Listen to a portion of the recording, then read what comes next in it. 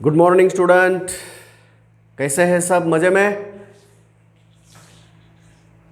तो चलो बच्चों, आज हम स्टार्ट करने जा रहे हैं गॉसेस थ्योरम का एप्लीकेशन। गॉसेस लॉ ने क्या कहा है, गॉसेस लॉ का उपयोग क्या निकालने के लिए लेने वाले हैं, गॉसेस थ्योरमचा उपयोग कशासाठी घेतोय आणि त्याचा उपयोग घेऊन आपण काय मिळवतोय याचा अभ्यास करूया आपण। तर आजचा पहिला पॉइंट आहे आपला की गॉसेस थ्योरम काय आहे। तर गॉसेस थ्योरमच्या ॲप्लिकेशनमध्ये तिसरं ॲप्लिकेशन शिकतोय आपण। पहिलं ॲप्लिकेशन शिकलं गॉस थ्योरमच्या किंवा गॉसेस लॉच्या साहाय्यानं electric field due to charged sphere outside on the surface inside हे शिकलं। त्याच्यानंतर field due to charged cylinder outside on the surface inside शिकलं। मग ते फील्ड चार्जड स्फियर सॉलिड असेल किंवा हॉलो असेल, मेटलचा असेल किंवा नॉन मेटलचा असेल, त्याचबरोबर सिलेंडरचं पण तसंच शिकलोत। आत्ता वेळ आहे आपणाला की याच गॉस थ्योरमच्या साहाय्यानं electric field due to charged sheet, तर चार्जड शीट एक थीन चार्जड शीट म्हणून field due to charged thin, और उसको क्या कहा जाता है? शीट, थीन प्लेट या शीट। ओके बेटा, तो चार्जड प्लेट किसे कहा जाता है? थीन। किसे कहा जाता है? थीक। शीट क्या होती है? SHEET। शीट क्या होती है?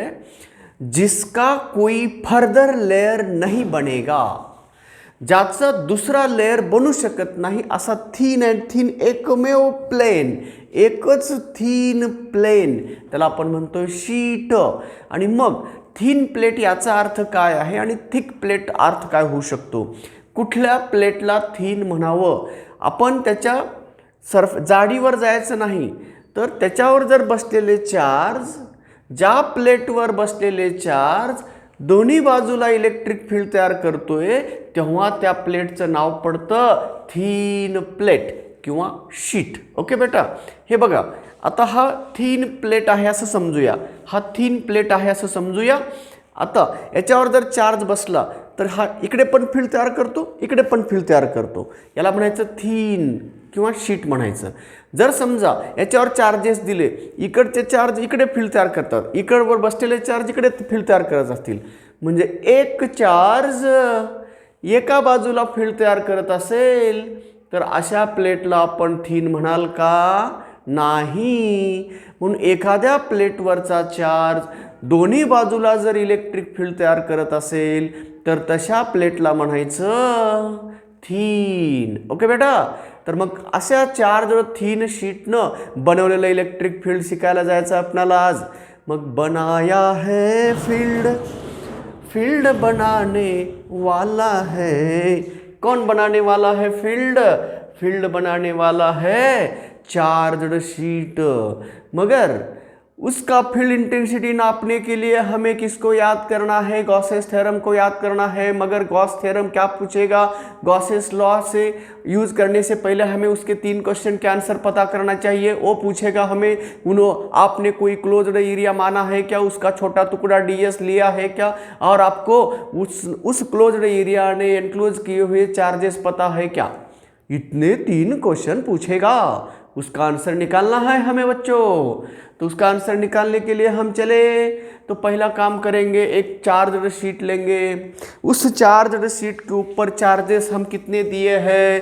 चलो बच्चों, ये है चार्जड शीट। ओके बेटा, ये थीन समझ रहे, थीन चार्जड शीट समझ रहे बेटा, इसके ऊपर चार्जेस दिए हैं, ये चार्जेस क्यू चार्जेस दिए हैं बेटा, प्लस क्यू चार्जेस दिए हैं। ओके बेटा, हाँ अब क्या करना है? हमें तो निकालना है इस पॉइंट का फील्ड इंटेंसिटी। ये पॉइंट हमारा P कितना दूर है? कोई भी डिस्टेंस हो उसके नज़दीक है, ओके बेटा, इस चार्ज प्लेट के नज़दीक पे P पॉइंट लेना है, इस पॉइंट का फील्ड इंटेंसिटी मेजर करना, ये हमारा स्वार्थ है, ये हमारा पर्पस है। तो हम भूल ना पाएंगे गॉस थ्योरम को। तो उसके लिए यहाँ का इंटेंसिटी निकालना है गॉस को याद करते हुए, तो हमें गॉस के 3 क्वेश्चन के आंसर बताने के लिए यहाँ प्रिपरेशन करना है। तो हम क्या करेंगे, तो यहाँ इलेक्ट्रिक फील्ड किसने बनाया होगा, सब चार्जेस ने मिलकर बनाया होगा। तो हम अब क्या करेंगे, हम ऐसा एक क्लोज्ड एरिया मानेंगे, उस क्लोज्ड एरिया ने उस चार्ज्ड शीट के ऊपर के कुछ चार्जेस को एनक्लोज किया हो। आता आम्ही काय करतोय, P पॉइंटच्या ठिकाणचं इलेक्ट्रिक फील्ड काढायचं आहे ना, कुणाच्या मदतीनं काढायचं आहे, गॉस थेरमच्या मदतीनं काढायचं आहे। मग गॉस थेरमची मदत घेण्यासाठी त्याचे 3 प्रश्नाची उत्तरं पटकन आम्हाला तयार करावं लागतात ना। हां, मग एक क्लोज्ड एरिया मानूया, ज्या ज्या चार्जेसनं तिथं इलेक्ट्रिक फील्ड तयार केलेलं आहे त्या सर्व चार्जला घ्यावा असं नाहीये। मी एक असा क्लोज्ड एरिया घेतो, त्या क्लोज्ड एरियानं त्या बॉडीवरचे काही चार्जेसला एनक्लोज केला असेल, असा क्लोज्ड एरिया घेतो। आणि मग टोटल याच्यासाठी आपण काय करायचं ते सांगतो नंतर। तर पहा, मग मी काय करतोय, एक क्लोज्ड एरिया घेतोय, पण असा तसा कसलाही क्लोज्ड एरिया घ्यायचा नाही बाळांनो, त्याचा छोटा तुकडा ds, त्याचा एक छोटासा एलिमेंट ds असला पाहिजे आणि त्याला आपण त्याच्यातून जाणारा फ्लक्सेस आपण काढू शकतोय। ओके बेटा, मग आता ज्या ठिकाणचा इलेक्ट्रिक फील्ड इंटेन्सिटी काढायचा आहे ना, त्याच पॉइंटच्या सभोवताली एरिया ds मानायचा आणि असा क्लोज्ड एरिया घ्यायचा की तो एरिया ds त्या क्लोज्ड एरियाचा एक छोटासा भाग असला पाहिजे। म्हणून आता हा मी घेतलेला एरिया सिलेंड्रिकल एरिया आहे, मग हा सिलेंड्रिकल एरिया तेवढ्याच सिलेंड्रिकल पार्ट याला क्लोज करेल। ओके, मग किती एरियाला इकडनं झाकलं जाईल, तर एरिया ds जर तुम्ही जवळ घेतलात तर जेवढा आकाराचा एरिया ds घेतला तेवढ्याच आकाराचं इथं प्रोजेक्शन पडेल त्याचं, आणि तेवढ्याच एरियावरचे चार्जेस तो एनक्लोज करेल। परंतु या एरियावर बसलेले चार्ज इकडनं उघडेच आहेत, कारण ते चार्ज, एक चार्ज इकडे पण फील्ड तयार करतोय आणि इकडे पण फील्ड तयार करतोय। ठीक आहे, तुम्ही इकडचं, तुमचा पॉईंट इकडचा आहे म्हणून तुम्ही काय केलात, इथं एरिया ds घेतलात, इथला इंटेन्सिटी काढायचा आहे म्हणून, आणि मग एरिया ds घेतलात आणि मग त्यांनी क्लोज केलेला एक त्याला इन्क्लूड करणारा एक क्लोज्ड एरिया घेत आहात तुम्ही, म्हणजे सिलेंड्रिकल एरिया घ्यायला लागलात। मग क्लोज्ड एरिया सिलेंड्रिकल एरिया घेत आहात। मग आता दृष्टी तुमची इकडनं पडलेली आहे, पण इकडचं हे उघडच आहे ना, मग त्यासाठी काय करूया, इकडे एक एरिया ds घेऊया आणि इकडे एक एरिया ds घेऊया, आणि या दोघांनी मिळून या एरियाला दोन्ही बाजूने एनक्लोज केलेला आहे। मग हा एरिया ds आणि हा एरिया ds हा सिलेंड्रिकल एरिया आहे, आणि सिलेंड्रिकल एरियाचा हा कर्व एरिया आहे। ओके, आणि इकडचा कोण आहे, हा सर्क्युलर एरिया आहे। मग आता हे आतलं आहे। ठीक आहे, तर मग हे आता मला सांगा, एरिया ds इकडे घेतला, एरिया ds इकडे घेतलेला आहे, मग आता या दोघांनी मिळून किती एरियाला एनक्लोज केलेला आहे, ds एरियालाच एनक्लोज केलेला आहे। मग सांगा बरं, तुम्ही दिलेले चार्जेस कॅपिटल Q चार्जेस दिलेत, ये एरियाच्या प्लेटवर बसलेत, ये एरियाच्या प्लेटवर, परंतु तुम्हाला charge enclosed by this Gaussian enclosed area, closed एरियाने एनक्लोज केलेले चार्ज हवे आहेत। मग आता काय करूया, बिंदास्त काय करायचं, किती चार्ज दिलेत, Q चार्ज दिलेत, किती एरियावर, ये एरियाच्या प्लेटवर, तर सिंपल आहे ना, मग युनिट एरियावर किती बसतील, Q डिवायडेड बाय A बसतील, त्यालाच आम्ही काय म्हणतोय, सरफेस चार्ज डेन्सिटी सिग्मा म्हणतोय, simple. Mug sigma number of charges किती एरियावर बसलेत, युनिट एरियावर, मग तुम्हाला किती एरियावरचे पाहिजेत, तर या दोघांनी मिळून किती एरियाला एनक्लोज केले, ds एरियाला एनक्लोज केले। मग ds एरियावरचे चार्जेस कसे मिळतील, युनिट एरियावर चार्जेस सिग्मा आहेत, तर ds एरियावर किती, तर आपल्याला जसं माहीत आहे ना मुलांनो, आपल्याकडे भरपूर असा आंब्याचा ढिगारा असतो आणि आपण मार्केटमध्ये विकण्यासाठी ढिगारा असा आणलेला असतो, पोतं टाकतो आपण, काय त्याला मोजून ठेवत नाही आहे, फक्त एवढंच म्हणतो की आता आपल्याला भाव लावायचा आहे, तर आपण काय करतो, एका आंब्याची किंमत सांगतो आणि मग पाहिजे तेवढे आंबे तुम्ही घेऊ शकता, त्याच्यानुसार मल्टिपलमध्ये पैसे देऊ शकता. तसं म्हणून मला पाहिजे तेवढ्या एरियावरचे चार्ज मला काढता यावं म्हणून मी पहिल्या सुरूच आपण असं मानलेलं आहे की सिग्मा जर त्याची सरफेस चार्ज डेन्सिटी असेल तर sigma number of charges given to the unit area of that sheet आहे. मग आता एरिया डी एसवरचे चार्ज किती असतील म्हणलं ना, तर सिग्मा इंटू डी एस. म्हणून charge enclosed by the area D S, charges present on the area D S किती असतील तर त्याला क्यू डॅश असं म्हणतोय, sigma into D s. Okay बेटा, झालं. म्हणजे आपण गॉस थेरमसाठी आपण प्रिपरेशन करायला लागलोय. गॉस थेरमचा वापर करायचा आहे, गॉस लॉचा वापर करायचा आहे. तर मग एक क्लोज्ड एरिया घेतला आपण, कुठल्या आकाराचा घेतला, सिलेंड्रिकल क्लोज्ड एरिया घेतला, त्याचा छोटा तुकडा डी एस मांडलेला आहे आणि तो एरिया डी एस ज्या पॉईंटचं मॅग्नेटिक इलेक्ट्रिक फील्ड काढायचं आहे ना त्या पॉईंटच्या सभोवतालचा आहे. मग चला आत्ता जाऊया. जर आपण इलेक्ट्रिक फील्डमध्ये एरिया डी एस मांडला असेल तर आम्हाला माहीत आहे त्या एरियातून जाणाऱ्या फ्लक्सेसचा फॉर्म्युला. फ्लक्सेस थ्रू कोण सांगितलं हे, मायकेल फॅराडे. मग जर छोटासा एरिया डी एस घेतला असेल त्याच्यातून जाणाऱ्या इलेक्ट्रिक फ्लक्स जर तुम्हाला हवे असतील तर fluxes through area D S equal to E. याची तर किंमत काढायचं आहे ना, E into D S into cos theta. पण हा जो कॉस थिटा आहे ना बाळांनो, थिटा कुणामधला अँगल असला पाहिजे, मग इंटेन्सिटी वेक्टर आणि area vector. Area vector, not only area. तर एरिया वेक्टर पण या दिशेत आहे ना, मग दोघातला अँगल किती राहणार, इंटेन्सिटी. इलेक्ट्रिक फील्ड नेहमी परपेंडिक्युलर असतं प्लेनला, मग इंटेन्सिटी याच दिसेत, एरिया वेक्टर पण त्याच दिसेत.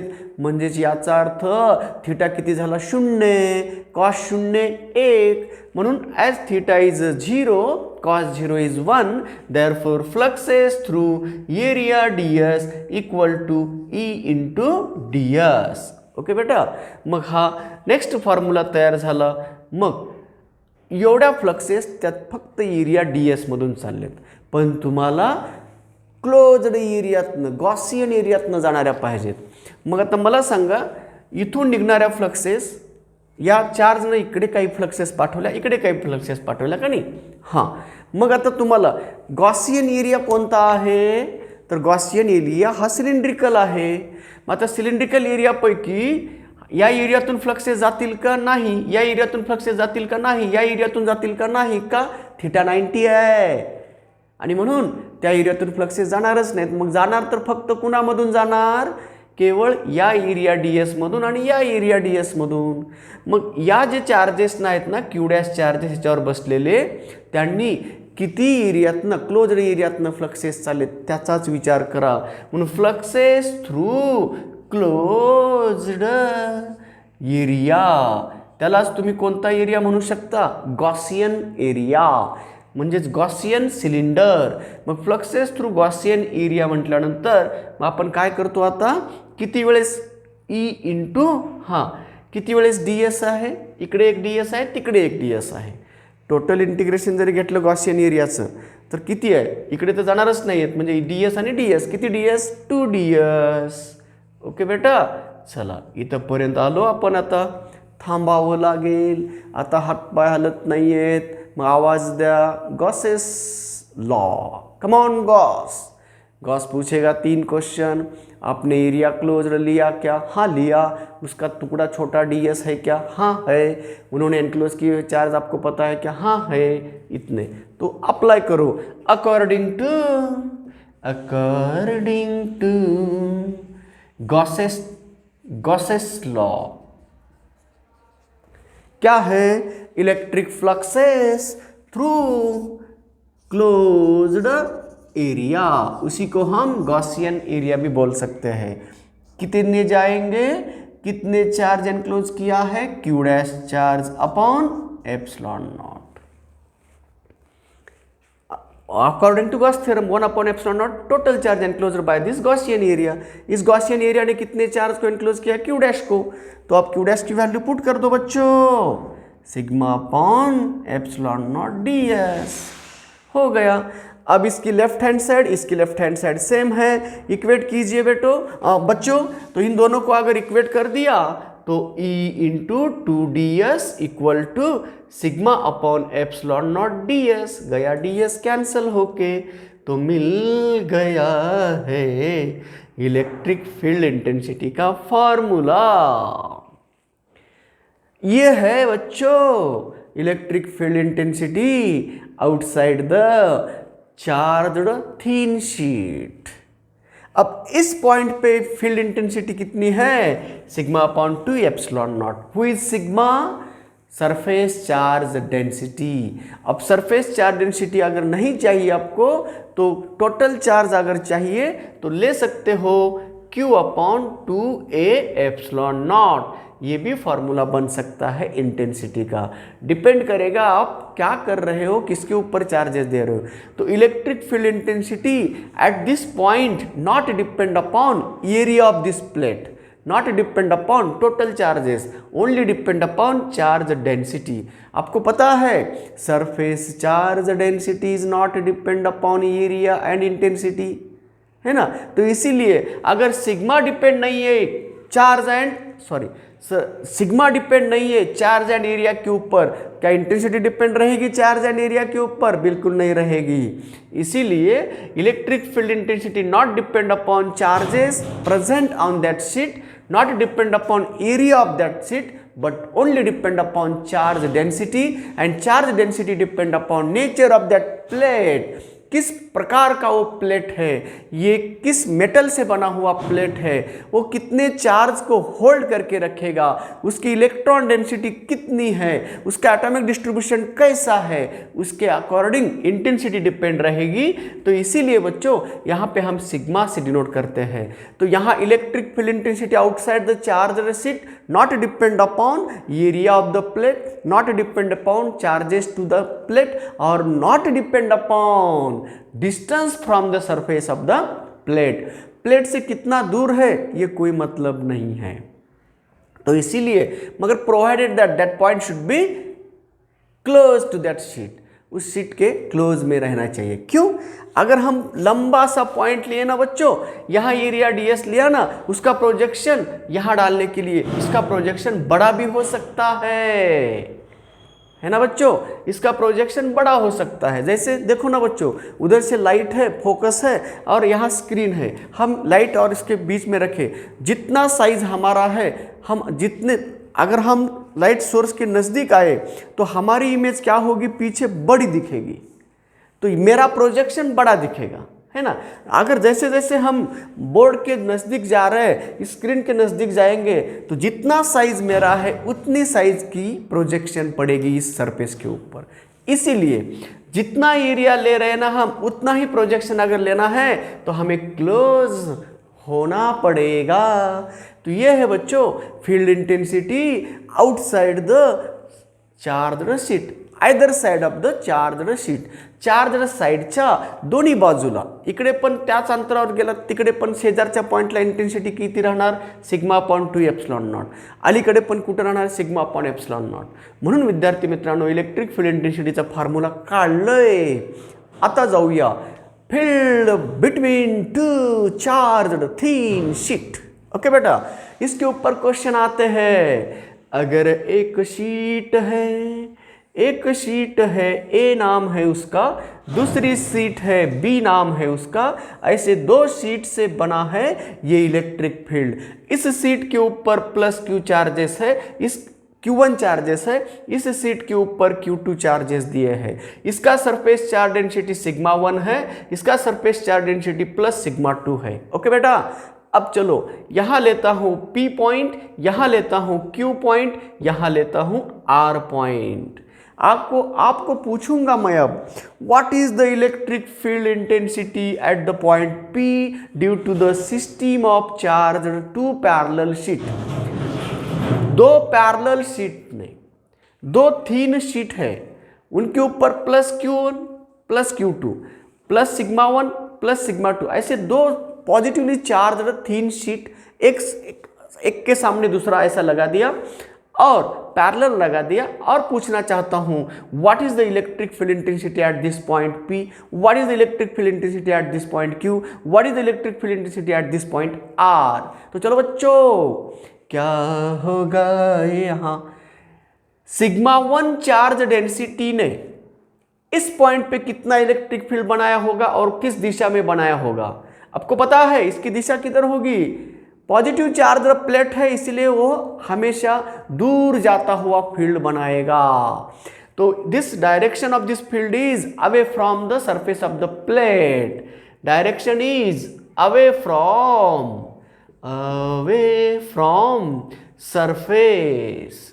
अगर ये निगेटिवली चार्ज शीट होती ना बच्चों, वह टूवर्ड्स द शीट होता था इलेक्ट्रिक फील्ड इंटेंसिटी। ये पॉजिटिवली चार्जड है इसीलिए बाहर जाता हुआ इंटेंसिटी मिलेगा।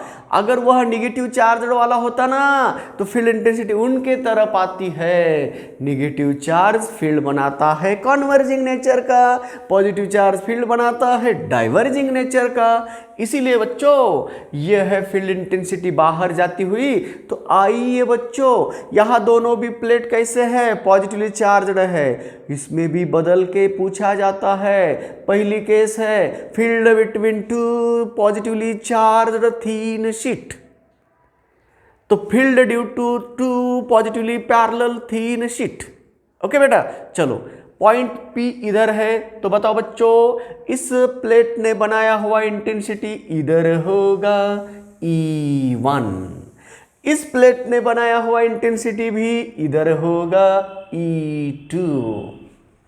अब दोनों इंटेंसिटी की क्या होगी, addition, simple law of vector addition क्या कहेगा, अगर दो वेक्टर्स एक ही दिशा में है तो रिजल्टेंट मिलेगा दोनों का एडिशन। तो resultant intensity at the point P का फॉर्मूला बनेगा E1 प्लस E2। मगर E1 किसने बनाया, इस प्लेट A ने बनाया, तो field due to plate A का फॉर्मूला है sigma 1 upon 2 epsilon not. Okay बेटा, और field due to second plate B at the same point P charged by surface charge density sigma 2 is sigma 2 divided by 2 epsilon not. तो बन गया, ये देखो बच्चों 2 2 गया कैंसिल होके, तो क्या आया बच्चों 1 upon epsilon not sigma 1 plus sigma 2। ये है electric intensity at the point P। तो इधर फील्ड इंटेंसिटी ऐड हो रही है। अब बच्चों ये P पॉइंट के बारे में हो गया। रिजल्टेंट इंटेंसिटी की डायरेक्शन पूछना है तो डायरेक्टेड टूवर्ड्स लेफ्ट, लेफ्ट के तरफ होगा ना बच्चों। हाँ, अब आ जाओ पॉइंट, ये पॉइंट P की सिचुएशन थी बेटा, पॉइंट P के लिए मैंने बता दिया। अब चलो बच्चों पॉइंट Q, पॉइंट Q आइए, पॉइंट Q ये प्लेट के लेफ्ट में है, सॉरी राइट में है, Q इसके राइट में है और इसके लेफ्ट में है। बताओ बच्चों इन्होंने बनाया हुआ इंटेंसिटी E1 की दिशा टूवर्ड्स राइट। ओके बेटा, अब इन्होंने बनाया हुआ इंटेंसिटी की दिशा टूवर्ड्स लेफ्ट, ये E1 है तो ये E2 है। अब क्या कहेंगे, दोनों अगर अपोजिट है तो दोनों का वेक्टर एडिशन करना जा रहे तो सब्ट्रैक्शन हो जाएगा। तो at point P EQ equal to E1 minus E2 equal to sigma 1 minus sigma 2 divided by, बच्चों यहाँ 2 रह गया ना, हाँ 1 अपॉन 2 एप्सिलॉन नॉट। अब यहाँ क्या रहेगा बच्चों, sigma 1 upon 2 epsilon not minus sigma 2 upon 2 epsilon not, तो क्या रहेगा 1 upon 2 epsilon not sigma 1 minus sigma 2। Point ये हो गया। अब चलो बच्चों एट द पॉइंट R के लिए, हाँ दिशा बोलो, दिशा बोलो, दिशा, दिशा है कैसी, जिसका मैग्नीट्यूड बड़ा उसके दिशा में रहेगा। अगर E1 बड़ा है E2 से तो इसकी दिशा लेफ्ट रहेगी, क्योंकि E1 की दिशा, सॉरी E1 अगर बड़ा है E2 से तो उसकी दिशा राइट रहेगी बेटा, राइट। क्यों, क्यों राइट रहेगी बेटा? क्योंकि E1 डायरेक्टेड टूवर्ड्स राइट है। अगर उल्टा होता तो यहाँ माइनस होता, मतलब टूवर्ड्स लेफ्ट होता। तो डायरेक्शन डिपेंड करेगी किसका मैग्नीट्यूड स्ट्रांग है। ओके बेटा? हाँ, अब तीसरा सवाल है, पॉइंट R के लिए क्या होगा? तो पॉइंट R दोनों के राइट पे है, दोनों प्लेट के राइट पे है। इन्होंने बनाया हुआ इंटेंसिटी E1, इन्होंने बनाया हुआ इंटेंसिटी E2 यहाँ पे। हाँ, दोनों एक दिशा में है तो दोनों का क्या होगा? एडिशन। तो वही आएगा formula, E at the point R equal to 1/2 epsilon naught sigma 1 plus sigma 2, but it is towards left, but it is towards right। Okay बेटा? तो इसकी दिशा राइट रहेगी, इसकी दिशा लेफ्ट रहेगी। पॉइंट P एंड R बाहर वाले पॉइंट है। हाँ, अब चलो बच्चों, अब चलो, अगर मैंने दोनों सरफेस के ऊपर, दोनों शीट के ऊपर आइडेंटिकल चार्जेस दिए होंगे, यहाँ पे सिग्मा है, यहाँ पे भी सिग्मा है, तो दोनों equally charged having surface charge density sigma, दोनों पैरेलल शीट के बीच में फील्ड कितना रहेगा, और इधर कितना रहेगा, इधर कितना रहेगा? तो फील्ड बिटवीन और field due to charged thin sheet which are charged by equal surface charge density sigma plus sigma।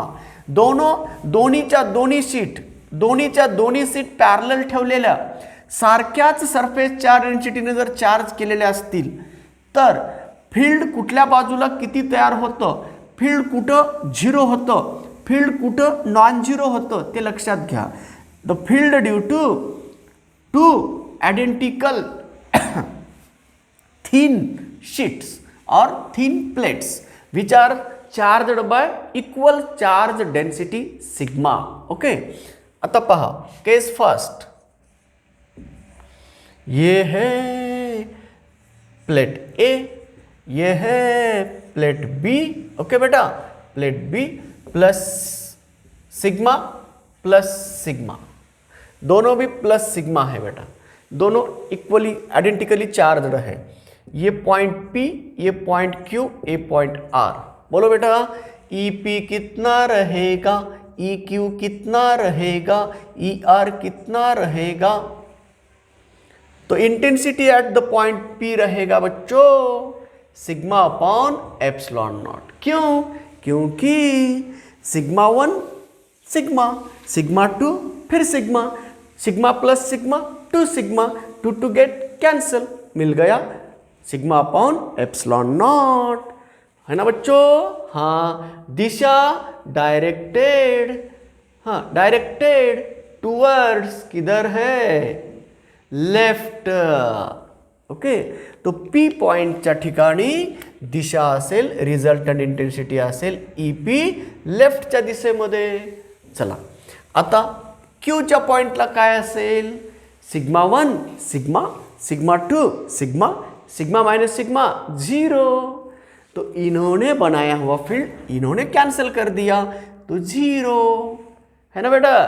तो अब बोलो, अगर दो प्लेट के ऊपर आइडेंटिकल चार्जेस है, इक्वल मैग्नीट्यूड के चार्जेस है, तो दोनों प्लेट के बीच का फील्ड इंटेंसिटी कितना रहेगा? हमेशा के लिए 0। ओके बेटा? हाँ, फील्ड कहाँ बनेगा? इधर ही बनेगा, इधर ही बनेगा। तो इधर कितना रहेगा? उतना ही जितना इधर है। इसकी दिशा किधर है? राइट है। तो डायरेक्टेड टूवर्ड्स राइट, है ना बेटा? तो डायरेक्टेड टूवर्ड्स राइट। जैसे दोनों पॉइंट बाहर के लिए, हमने 2 पॉइंट बाहर के लिए बेटा, तो तब क्या हुआ? Field outside the sheet non zero आएगा, और दोनों के बीच का फील्ड कैसा आ रहा है? 0 आएगा एवरीवेयर, कहीं पे भी गए। तो इसको बोला जाता है बच्चों शील्ड इफेक्ट, इलेक्ट्रोस्टैटिक शील्डिंग कहा जाता है। अगर आपको किसी एरिया को इलेक्ट्रिक फील्ड से मुक्त करना है, उस एरिया को सील करना है, उसका कोई असर ना हो, बाहर वाले इलेक्ट्रिक फील्ड का उसके ऊपर कोई असर ना हो, उतने एरिया पे इलेक्ट्रिक फील्ड को शून्य बनाना आहे. एखाद्या फील्डला तुम्हाला इलेक्ट्रिक फील्ड पासून मुक्त करायचं असेल तर काय नाही, त्याला काय करायचं, त्या जागेला 2 थिन पॅरलल प्लेटच्या मध्ये घ्यायचं. म्हणून ज्या जागेचं फील्ड न्यूट्रल करायचं आहे, ज्या जागेला तुम्हाला बाहेरच्या इलेक्ट्रिक फील्ड पासून वाचवायचं आहे, तर त्याला काही नाही, 2 प्लेटच्या मध्ये घ्या. 2 प्लेटच्या मध्ये घेतलात की याने जेवढं फील्ड तयार करतं त्यानं त्याच्यामुळे त्याच्यामधलं रिझल्टंट फील्ड काय झालं, 0. म्हणून शिल्डिंग इफेक्ट, इलेक्ट्रोस्टॅटिक शिल्ड म्हणतात त्याला. ज्या भागाला तुम्हाला रिझल्टंट फील्ड इंटेन्सिटी 0 करायचं आहे त्याला 2 प्लेटच्या मध्ये घ्या आणि तिथलं फील्ड 0 करू शकता. ओके बेटा, म्हणून या प्रोसेसचं नाव आहे इलेक्ट्रोस्टॅटिक शिल्डिंग इफेक्ट. ओके बेटा. हाँ, अब चलो सेकेंड केस बना रहा हूँ. अगर है सेकेंड केस, अब क्या करूँ, एक प्लेट को पॉजिटिव सिग्मा से चार्ज करता हूँ, दूसरे प्लेट को निगेटिव सिग्मा से चार्ज करता हूँ.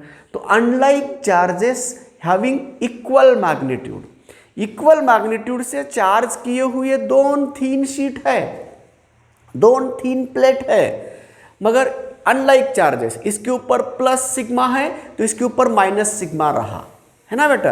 ये जनरल केस थी, यहाँ कोई प्लस माइनस नहीं. अब केसेस बना रहा हूँ मैं.